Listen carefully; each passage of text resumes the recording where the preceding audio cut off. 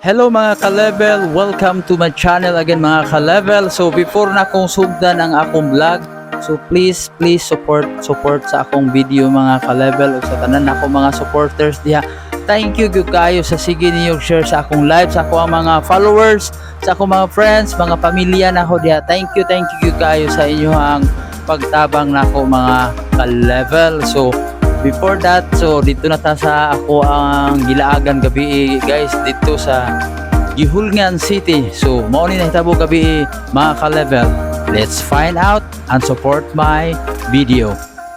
Let's go.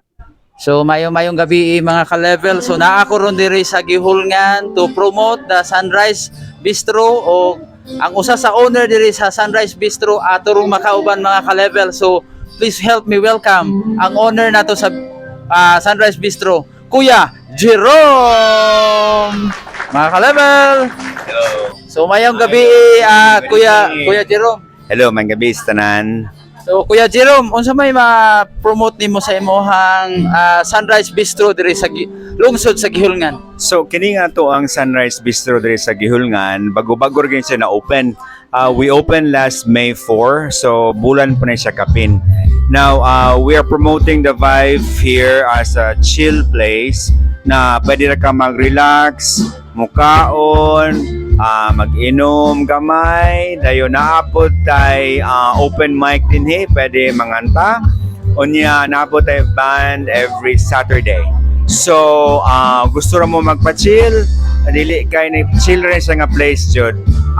Dili katong hardcore nga kuan. Oo.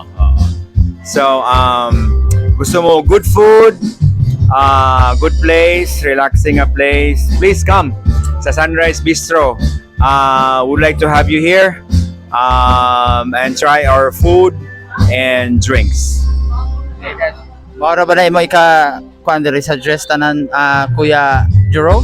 We are actually located, this is part of Sunrise Beach Resort.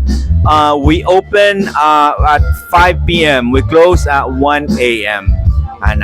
And then we are just along the National Highway, very near the dike of Gihulngan. Yeah. Thank you so much. Okay, mao to ang ato ang tag-iya diri sa Sunrise Bistro mga ka-level. So please mga ka-level, arianin nyo diri ang Sunrise Bistro. That's all. I love you.